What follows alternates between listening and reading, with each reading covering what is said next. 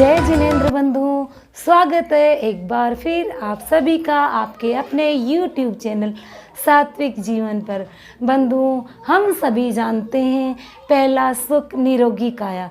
जब हमारा शरीर स्वस्थ होगा तभी हम अपने परिवार, अपने देश, अपने समाज और अपने खुद का सर्वांगीण विकास कर पाएंगे। बंधुओं, पिछले वीडियोस में हमने स्वास्थ्य के बारे में काफ़ी विस्तृत चर्चा की है। बंधुओं, आज मैं आपके सामने ऐसे रोग और उसके निवारण के बारे में बात करूंगी जो आज हर बच्चे, बूढ़े, जवान, यहाँ तक कि 1 महीने तक के बच्चे को भी है।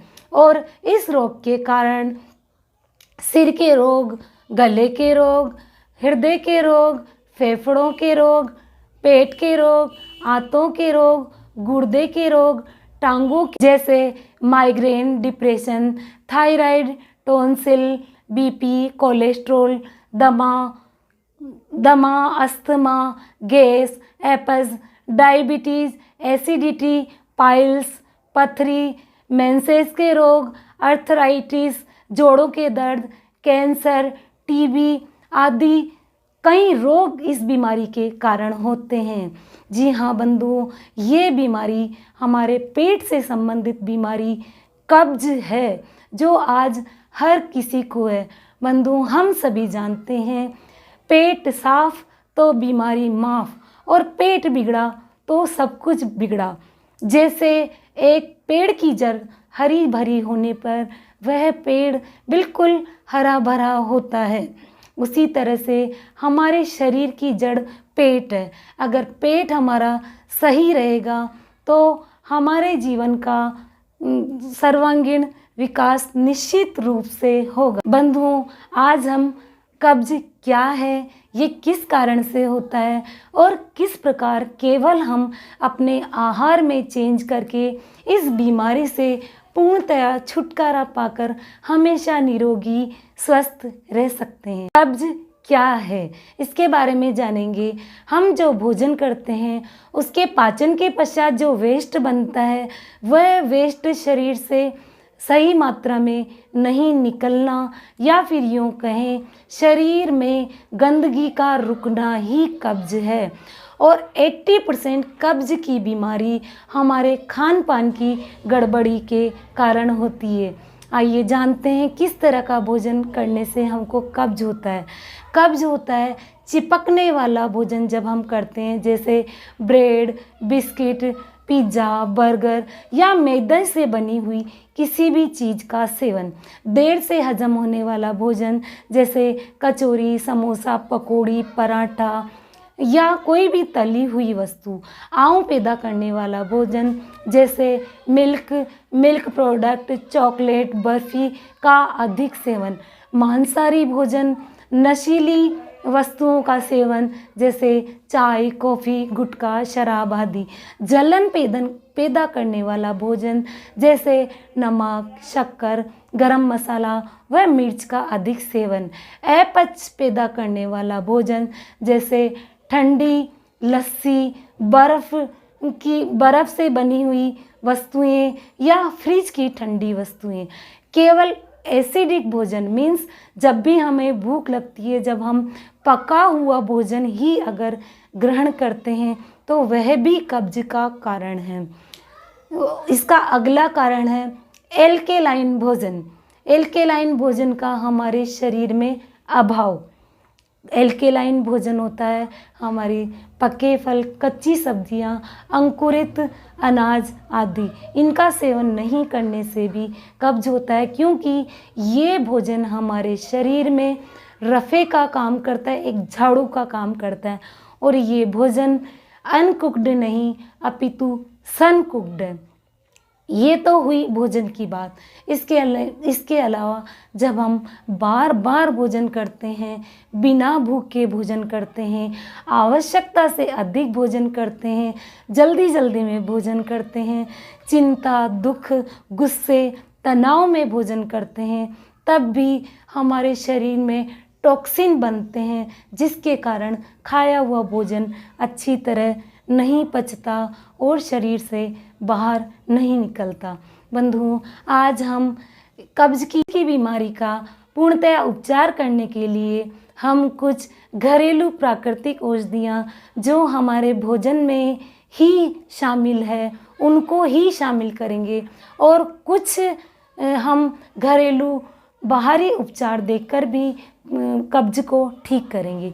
प्राकृतिक घरेलू औषधियाँ हैं जैसे आंवले का रस, बेलफल का रस, करेले का रस, हरी पत्तियों का रस।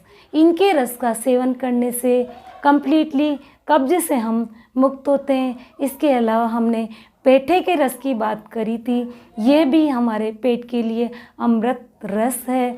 इसके अलावा मुनक्का, किशमिश, गेहूं का चोकर और फटे दूध का पानी या फिर नींबू का रस, इनके नियमित सेवन से भी हम कब्ज की बीमारी से बचते हैं। इसके अलावा जैसे एल्केलाइन डाइट को हम भोजन में 80% तक शामिल करेंगे तो कोई बीमारी अगर हमारे शरीर में आ भी गई है तो वह कंप्लीटली चली जाएगी। केवल हम 20% ही पक्वाहार ग्रहण करें, 80% हम एल्केलाइन डाइट या अपक्वा आहार ग्रहण करें। अब इसके बाद बताऊंगी मैं आपको कुछ घरेलू उपचार। जैसे बंधुओं, मेरे पास ये तौलिया है, इस तौलिए को मैं इस तरह का टब लेकर या कोई भी बर्तन लेकर उसमें डिप कर दूंगी, उसको अच्छी तरह निचोड़ दूंगी और फिर पेट पर उसको रख दूंगी। पेट पर 2-3 मिनट वह तौलिया रखा रहेगा। थोड़ी देर में वह तौलिया अपने आप गर्म हो जाएगा तो उसको फिर मैं उल्टी साइड से पेट पर रख दूंगी और फिर जब वह गर्म हो जाए तो वापस हम उसको ठंडे पानी में डिप करके वापस पेट पर लगाएं। इस तरह से पेट को ठंडक देने से ये शरीर का नियम है कि जिस तरफ पेट हमारा, जिस तरफ के अंग को हम ठंडक देते हैं उस तरफ शरीर का ब्लड सर्कुलेशन आ जाता है और उस शरीर के अंग को जो भी पोषक तत्व हमें खून से चाहिए वह मिल जाते हैं और वह हमारी बीमारी ठीक हो जाती है। तो इस तरह से हम या तो तौलिए से पेट को ठंडक देंगे या फिर इस तरह की पट्टी हम ले लेंगे। पहले भी मैंने आपको रिस्टोर योर डाइजेस्टिव सिस्टम के नाम से एक वीडियो बनाया था, उसमें इस पट्टी को किस तरह से लगाना है उसके बारे में बताया था। ये 2.5 मीटर लंबा और 1 मीटर चौड़ा कपड़ा होता है। इसको हम पानी में डिप करते हैं और इसको 4 फोल्ड कर लेते हैं, फिर अच्छी तरह निचोड़ लेते हैं, पेट के चारों ओर बांध लेते हैं। कम से कम 1 घंटा इसको बांधना चाहिए। इसको बांध के हम सो भी सकते हैं। ऐसे निचोड़ने में इसको थोड़ा मुश्किल लगे तो हम वॉशिंग मशीन में इसको निचोड़ लें। और क्योंकि अभी ठंड का टाइम है इसलिए हम ये पट्टी लपेट कर उसके ऊपर कोई भी ऊनी मफलर या कोई शॉल लपेट लें। इससे क्या होगा कि पट्टी ठंडी है, पेट गर्म है, तो उससे भाप, बीच में जो भाप बनेगी उससे हमारे पेट की सिकाई होगी और हमारे आंतरिक अंगों को आराम मिलेगा। इसके अलावा हम इस रीढ़ स्नान भी इसके लिए कर सकते हैं। रीढ़ स्नान के लिए हम इस तरह का एक तौलिया लेंगे, उसको पानी में डिप कर देंगे, उसको इस तरह से फोल्ड कर लेंगे। 4 फोल्ड करने के बाद कमर से गर्दन तक इस तौलिए को बिछा लेंगे। तो इस तरह से हमारी आंतों से जो नर्व्स निकल रही है वह टोनअप हो जाएगी और शरीर से मल का निष्कासन अच्छी तरह हो पाएगा। इसके अलावा बंधु एक है कटी स्नान। इस तरह का टब हम सभी के घर में रहता है। इस टब को हम आधा पानी से भर लेंगे, ठंडे पानी से, और इसमें हम थोड़ी देर बैठ जाएंगे, तो पाँव बाहर की ओर रहेंगे, तो इससे भी हमारे पेट के अंगों को ठंडक पहुंचती है और हम कम्प्लीटली बच जाते हैं। ये सभी नुस्खे जो मैंने आपको बताए, मैं और मेरा परिवार इसको अपनाता है और हमेशा स्वस्थ रहता है। इसके अलावा बंधुओं, हम एक और मेरे पास चीज़ है, एनीमा।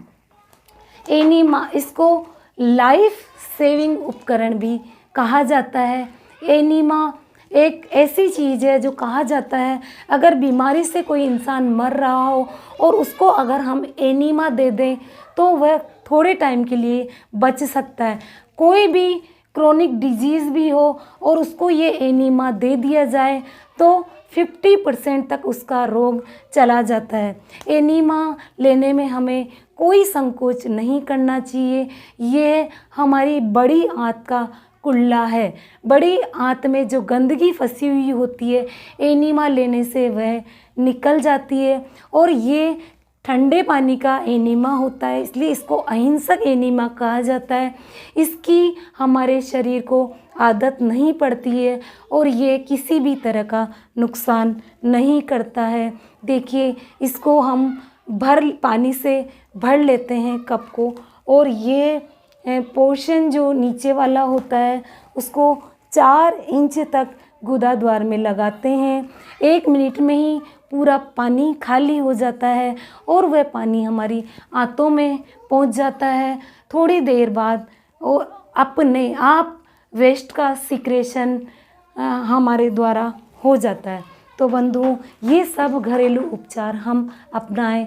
इसके अलावा जैसे हम रोज़ टहलें, पेट और कमर के व्यायाम करें, दौड़ लगाएं, रस्सी कूदें, योग प्राणायाम करें, थोड़ी देर रोज़ ध्यान करें, पर्याप्त मात्रा में 6 से 8 घंटे तक विश्राम करें और कभी कभी सप्ताह 15 दिन में उपवास अवश्य करें। इससे हमारे आंतरिक अंगों को रेस्ट मिलेगा। एक मशीन को भी रेस्ट की ज़रूरत होती है, तो हमारे आंतरिक अंगों को क्यों नहीं। बंधुओं, अगर आपको ये चैनल पसंद आया हो तो आप कमेंट बॉक्स में जाकर अवश्य बताइएगा, इसको शेयर भी करिएगा ताकि ज़्यादा से ज़्यादा लोगों को इसका लाभ पहुंच सके। आप सभी का ये वीडियो देखने के लिए बहुत बहुत धन्यवाद, धन्यवाद, धन्यवाद।